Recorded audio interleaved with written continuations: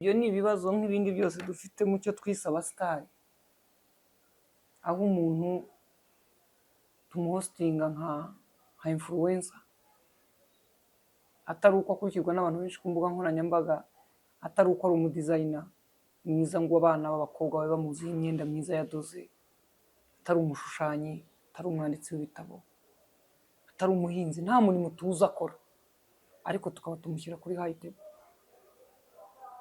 Ibyo ushobora kubyibaza ukavuga ngo kuki ajyaho, isi ni uko uyu munsi imeze.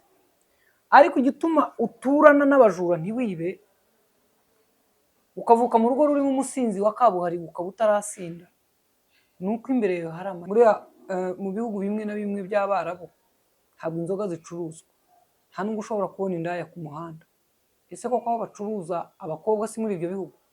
Kubera ko ababo bakuze mu mahame avuga ko ukoze icyo kintu bamwica, bazanye abanyamahanga bo batazicwa n'uko babikoze, babikorana nande na ba bagabo batoye amategeko yo kubica, yo kwica uwasambanye, babishyira mu nzu barakinga, ntacyo wabikoraho. Ibihugu by'Abarabu bageze aho ibihugu bitangiye gutera imbere mu bukerarugendo, bakora zone yo kunyweramo inzoga. Abanyamahanga badusuye bajya babona aho bajya, ariko twebwe ntibyemewe. Ese koko urebye izo nzoga bazana muri ibyo bihugu zinywebwa n'abaje muri iyo zone gusa?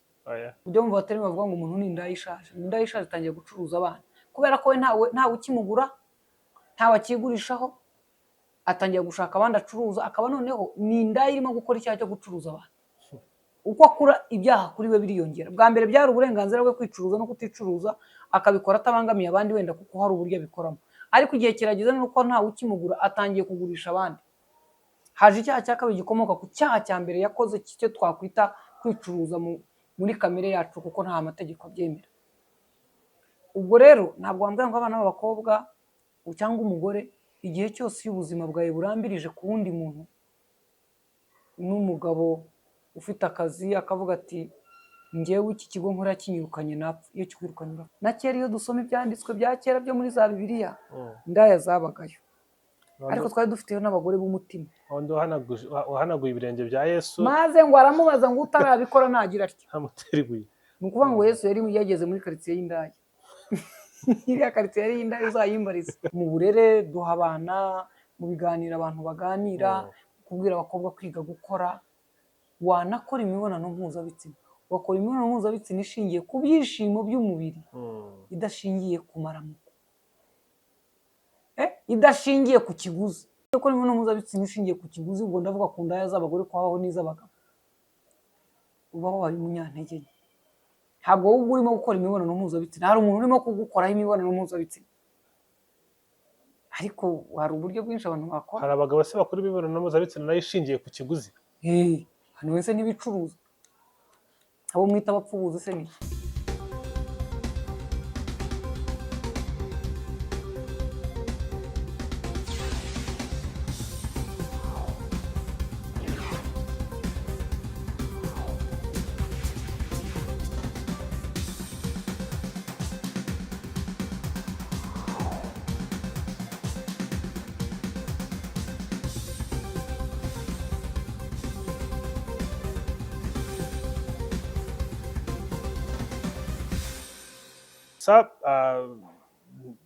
nkunda ibitekerezo utanga ku ngingo zitandukanye. Ntabwo nagira amahirwe yo kubonana nawe, sinkubaze, ariko mfite akandi kazi, abo muri wanyu sinkubaze tugize imana wakora amasaha abiri, tugize abana bakora iwacu, tuba tugushatse igihe kirekire twarakubuze, rero kugira ngo tuzongere dufate undi mwanya wo gushaka icyo gihe kirekire, ihangane.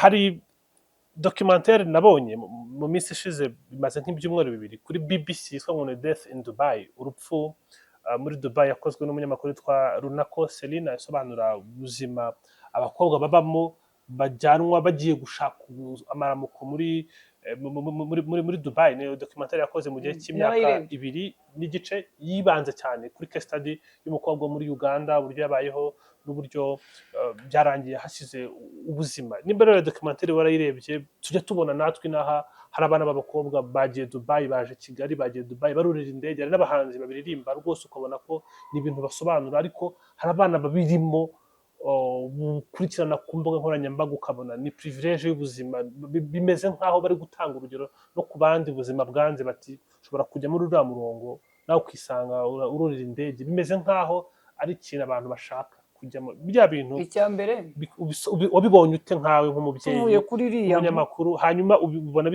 bidusigira somo ki nk'abanyarwanda inkuru ubwayo irababaje cyane birababaje kuko hari umuryango wabuze umwana wabo hari umuntu wabuze ubuzima uyu mushoferi wahoze ari umushoferi mu Bwongereza bivugwa ko ari we wacuruzaga abo bakobwa cyangwa wabajyanaga nawe ari ukwe impamvu nawe atabikoreye mu Bwongereza akabikorera Dubai yize isoko ni gukoresha ijambo ryitwa kwiga isoko yize isoko ryo kumenya ko Dubai byakunda ariko ntibivuze ngo umuntu wese wagiye Dubai yagiye gucuruzwa cyangwa kwicuruza kuko Dubai ni igihugu nk'ibindi ntabwo bivuga ko umuntu uri Nyabugogo wese ateze imodoka uzi ko Nyabugogo haba hoteli hari n'uri Nyabugogo aryama gusa babwira umuntu ngo uryamye kuko abantu bose tumenye ko Nyabugogo ari gare nini imaze igihe ihuriramo imodoka ziva hanze n'izindi mu gihugu umuntu avuga ngo ndi Nyabugogo ukamubaza ngo uteze ujya he atakubajije icyo kibazo akarekera yaza guhura n'undi akamubwira ati yewe ati Scovia sinzi aho agiye ngira ngo agiye gutega Nyabugogo kubera ko yamaje ngo uri haramwe ngo ni Nyabugogo akatingira ariko yamaze ati Nyabugogo urakora iki nagiye kwa Mutangana guhaha ngiye muri gare kwakira umuntu ngiye gutega se cyangwa ndi kuri hoteli niho nasohokeye niho ndyamye bivuze ngo kujya Dubai ntibisobanura ku mukobwa kujya gucuruzwa cyangwa kwicuruza icyo cyo abantu bagikure mu mutwe ngo abantu bose bajya Dubai tureke kubishyira mu mutwe ko baba bagiye kwicuruza cyane iyo nkuru mwayubatse ku bagore n'abakobwa umukobwa ugaragaye Dubai kuko yakomeje areba amazu y'ibitangaza berekana kuri televiziyo akavuga ati nabonye udufaranga twanjye wajyayo nanjye nkatembera nkajya kuri uriya mucanga nkajya muri izi nzu ndende nkareba akipositinga agafoto kari Dubai muravuga ngo ngo nawe aratangiye kugira ateze ni ukwibaza ngo umusambanyi wa cyane nujya Dubai kurusha utuye mu Nyakabanda utaranatega bisi ngo arenge i Remera icyo biravuga ngo ni umujyi uteye imbere abantu bashobora kujyayo gushaka akazi bakakabona umuntu ashobora kujyayo gutembera umuntu ashobora kujyayo gusura inshuti cyangwa umuvandimwe gusa kuri aba bajyayo nk'iriya filime documentary nacyo muri Cukumbuye iba imaze ku munyamakuru ni ukubwira abantu ngo nubwo hariyo n'ubuzima hariyo n'urupfu hariyo na biriya byago bindi byose byo gusambanywa gufatwa ku ngufu gucuruzwa nabyo biriyo ibyo bikaguha kuvuga ngo reka ngenda ariko nabanje kubaka aho ngiye ninde unyakira njya kugenda nabwiye nde ko ngiye ese ndi ku kibuga nkavuga ngo hari umuntu wandangiye akazi ngiyeyo nkabaza abantu bareba muri immigration ngiyeyo ni umuntu wandangiye akazi gutya ese buri umuntu ashaka ningerayo ngeze nko ku kibuga nabona nka nomero nandikira nka ambasade nkayibwira ko naje kandi tugiye ahantu hitwa gutya ku buryo kujya Dubai bitari kugenda utorotse kuko umuntu urimo kuvuga ngo ntugire uwo ubwira ntubwire iwanyu ntubwire uwo mwiganaga ntubwire uwo mubana nuca no ku kibuga ubabwira ko ugiye Dubai urumva hariya ariko ubabwire ko uzakora muri shop hari ikora ibi n'ibi kandi wenda umuntu yakubwiye ko nimugera Dubai mujya mu bindi birometero ugiye Uganda akavuga tubabwire ko ugiye Uganda gusa ikijya kure turayifatira Ntebe we uca ku mupaka hasi hano uvuga ko ugiye Uganda ubutanga aderesi yanjye Uganda abantu basanzwe bajyayo mu by'ukuri umukobwa w'inkumi cyangwa umusore uwo muntu urumva kujyana ahantu hazima yakubwiye ngo ugende udasezeye Scovia mwakoranaga ugende utabwiye umuturanyi tudore mbaye ngiye rero mundebere ku nzu yanjye ibintu ejo nabwiye mama azaza bifate cyangwa musaza wanjye dore nabaga muri apartment cyangwa ku ishuri mbonye ishuri hariya kandi nzanakora ibi by'ukuri uwo muntu agutwaye kukurimbura ntekereza ko ntabwo twabuza abantu kujya mu bindi bihugu ariko ntitwabwira abantu kuye kugenda niyo wibana ufite n'inshuti kuri immigration nibakubaza aho ugiye baguterera sobanura aho ugiye iyo urimo kubeshya deja urimo urafasha umuntu wo kuguhemukira gukora ikibazo agukorera yateguye wowe utaramenya ni ugucuruzwa ry'abantu riba ni uko bajyanwa mu buraya batyo babishaka cyangwa batabishaka ese buri uciye ku kibuga kuri immigration umuntu akabaza ati ugiye i Dubai ukora iki, ukavuga uti hariyo umugabo witwa runaka tujye dupanga yambwiye ngo dusohokereye, immigration yakubuza kugenda. Ariko iyo utangiye kuvuga ngo murumva ngo ncuruza njye imyenda, mfite shop rero bambwiye ko hari ibintu bishobora kubonekayo, ngiye kureba isoko, kandi mu by'ukuri uzi neza ko atari cyo ugiye gukora, iyo mpamvu yatumye ubeshya nirimo kugusunikira ku kibazo uzagira, nta kindi. Hari ibihugu byinshi by'abantu bajya bavuga ngo abantu baraguha, ariko hari abariyo bameze neza, babonye akazi, bafite ibyangombwa, amategeko azi, na za ambasade zizi n'abandi. Nk'iyo abantu bavuga bati mu Rwanda abantu bagiye gushira bya bindi wavugaga kuri bya raporo, bakerekana abana baryamye wenda ku kiraro Nyabugogo, niba nabo n'abana wenda banavuga ko batorotse iwabo, wavuga ko bo babuze n'uburyo bwo kubaho iwabo batakiriho, cyangwa se barananiwe kumvikana amakimbirane, umwana abuze icyo akora aza kwiryamira hariya.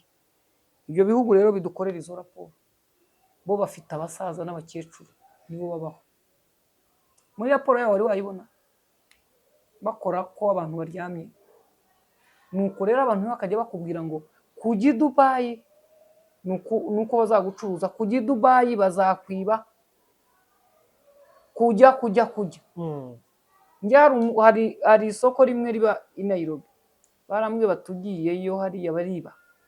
Uwo twari tujyanye yambwiye ati ko mpamenyereye, ati telefone, isaha, impeta, ibintu byose dufite by'igiciro, ubona nyine umuntu yagukuraho akiruka, bisiga hano turagenda. Ariko ntabwo abantu babo baba baterana ibyuma ngo uvuga ngo ni mu ntambara, ariko nyine umuntu uraguciye urwaho agasaha agahuzamo akiruka, shakosha arayikwaka ku mugaragaro, kandi ntihagire umukurikira kuko adashaka ko andi mabandi yamutera icyuma. Ariko twicayemo ndeba ubuzima bw'abantu bahaba, ko nibyo twagombaga kureba. Aho nagiyeyo nese ubwo niba hari uwagiyeyo batamubwiye amakuru akangiza ibintu bye bakabimwiba, bivuga ngo nanjye nagombaga kugerayo nkibwa kandi babimbwiye n'undi. Icya mbere nyine abato baca umugani ngo umuti umuhana avayo ntumuhana ajyayo, ariko uwavuyeyo naza atanga ubuhamya ku batarajyayo, bikomeze bityo bikomeye. Urebye ukuntu RIB immigration bakora ibishoboka ngo hatagira umuntu ugenda atazi ahantu agiye, atabasha no gusobanura uwo agiye kureba kugira ngo atazabaho icuruzwa ry'abantu. Ariko ukareba ibinyoma abana babeshya ku kibuga cyangwa abantu, akava hano yamwubakiye icyo azabeshya, akavuga ngo nta munsi n'umwe leta yabujije abantu kujya gukora hanze, ariko impamvu bakubaza ibibazo birenze kimwe, baranga ko wakubeshya ko akujyanye ku kazi agiye kukwica, nta kindi. Murabona ukuntu impyiko zibuze.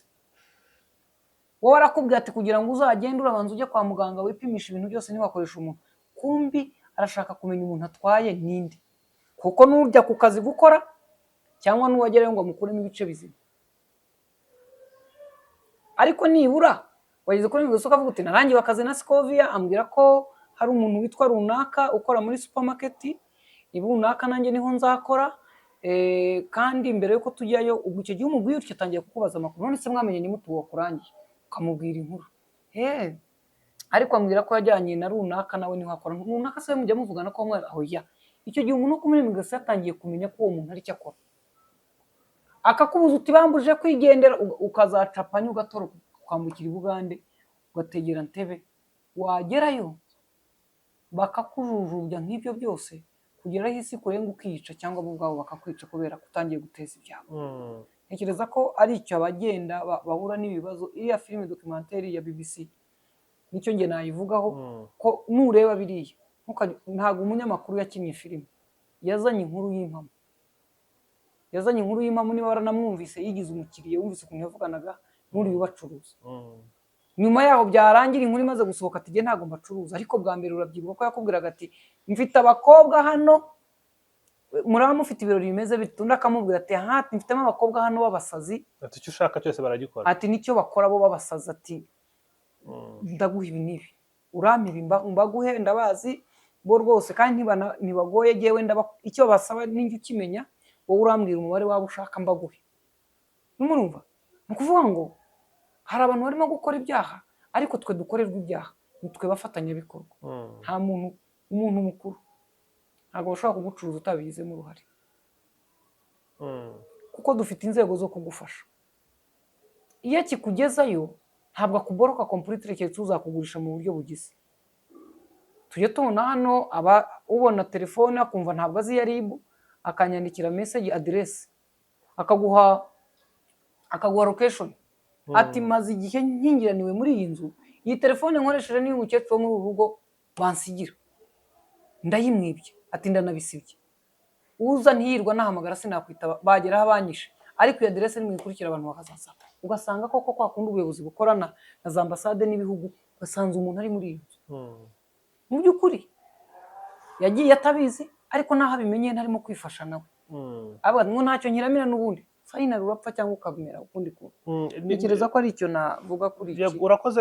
Tunasoza, ni hanini urupfu rubayo nk'uko yitwa Death in Dubai, ni abantu bakorerwa ibintu birenze ibyo batekerezaga mu buryo bakoresha imibonano mpuzabitsina, ahemewe n'ahatemewe, ibyo babakoreraho mu gushimisha ibyo batekereza ko byaba byiza, umwanda wo muri toilette bakawubashyiraho, bakawubaha, ibintu biteye isoni ku buryo no kubisubiramo biba biremereye, ugasanga umuntu yasimbuka akaba yapfa cyangwa bakaba banamwica kubera impamvu runaka. Niyo dushaka dufate angle nk'uko babitubwiye mu kanya, hanini y'abakobwa bajyayo bagiye kwicuruza, barahari, yego hari n'abahungu bajyayo, n'abandi bajyayo mu bindi bikorwa, hari n'abahungu baryamana nabo bahuje ibitsina, baba barakenewe, babakenera, ariko hari abantu ubona ko bafite mindset, imyumvire yo kumva ko kubera ko ari umukobwa, kubera ko afite umubiri wa gikobwa, afite by'abantu bakeneye kandi baniteguye kwishyura amafaranga bihagije, ko niyo ntacyo yakiga, niyo nta murimo w'amaboko yakiga,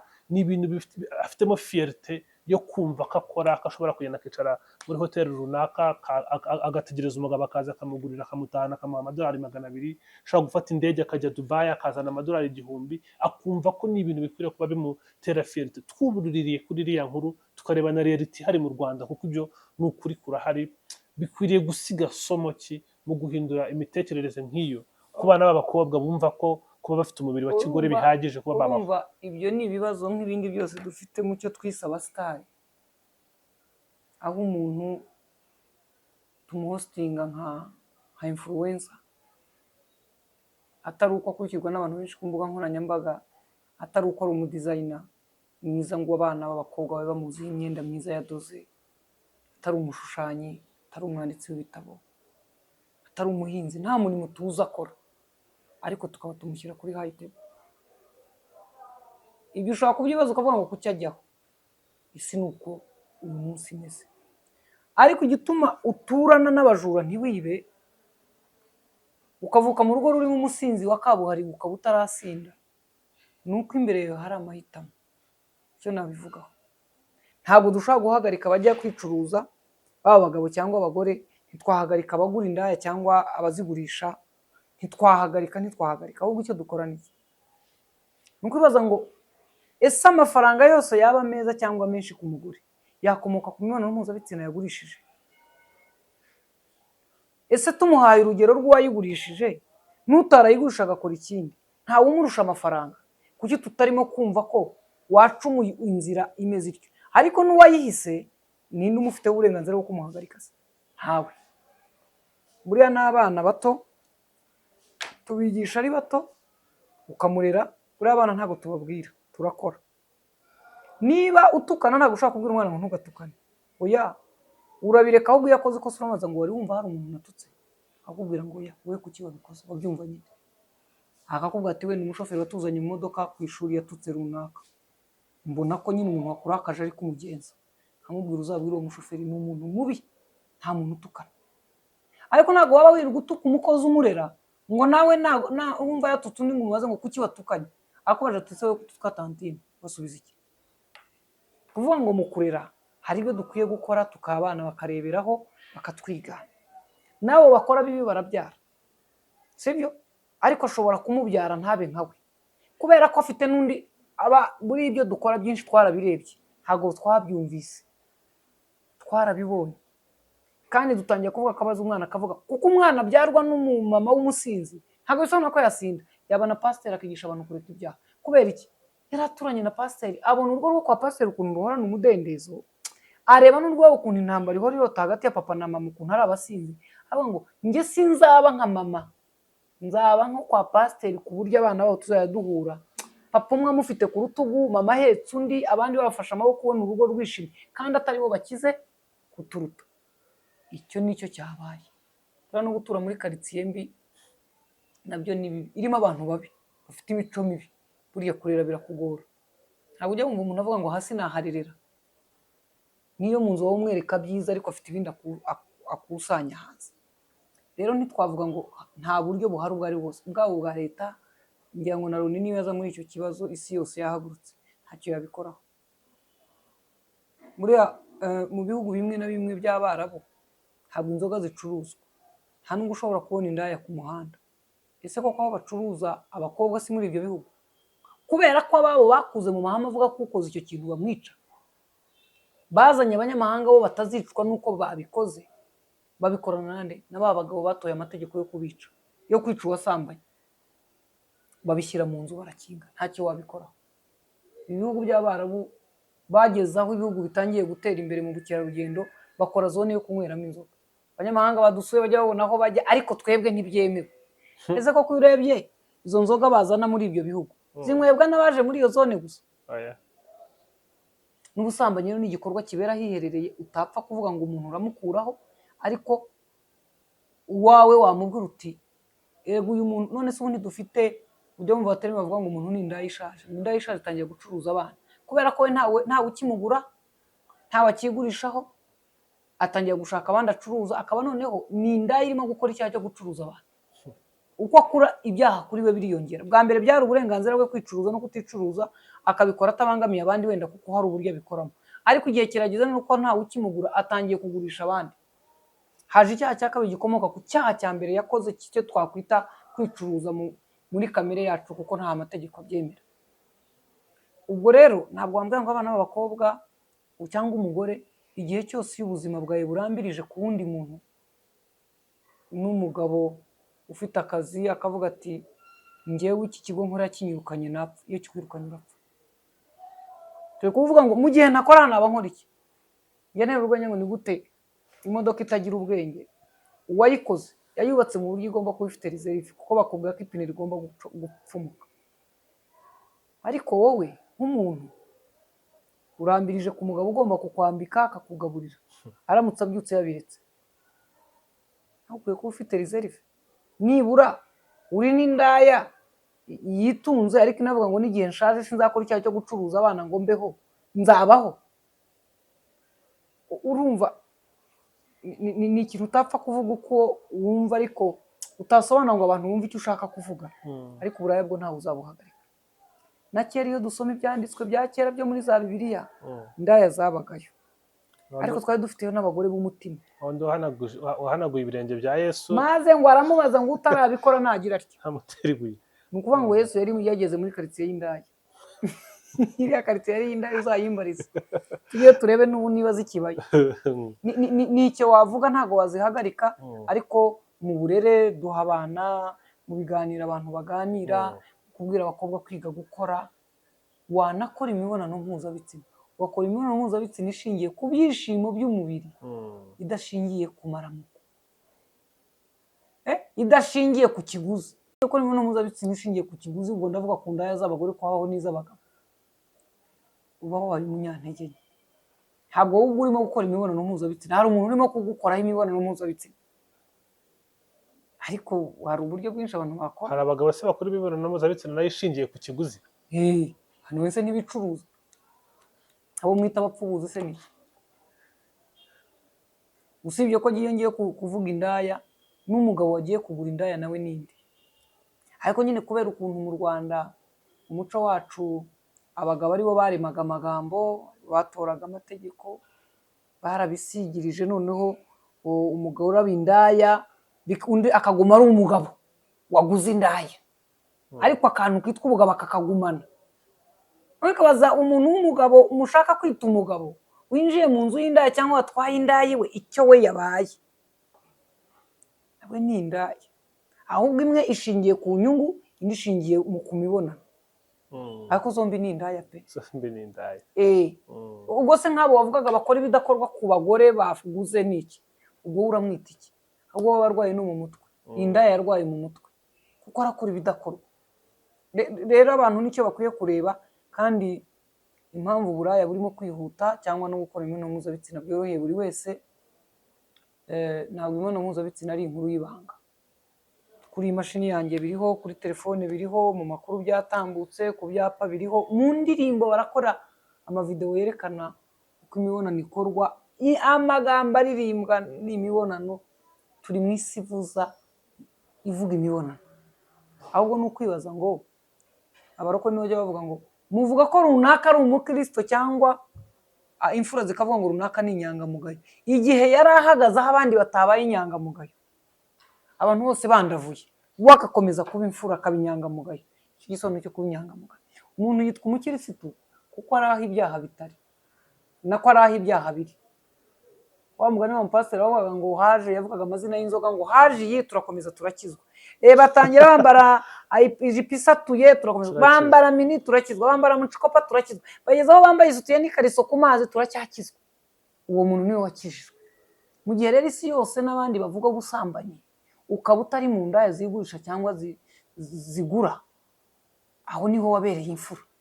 Ariko nivuga ngo babivuze cyane, nabyitegereje, nanjye nabibonye, numva nta kwihangana mfite, uri muzinga utandukaniye nazo cyane. Reka ngushimire cyane Scovi, urakoze n'ukuri kutuganiriza inama n'ibitekerezo n'inyunganizi, wagize neza cyane. Imana iguhe umugisha. Urakoze cyane, ndabashimiye n'abadukurikiye ndabashimiye. Urakoze.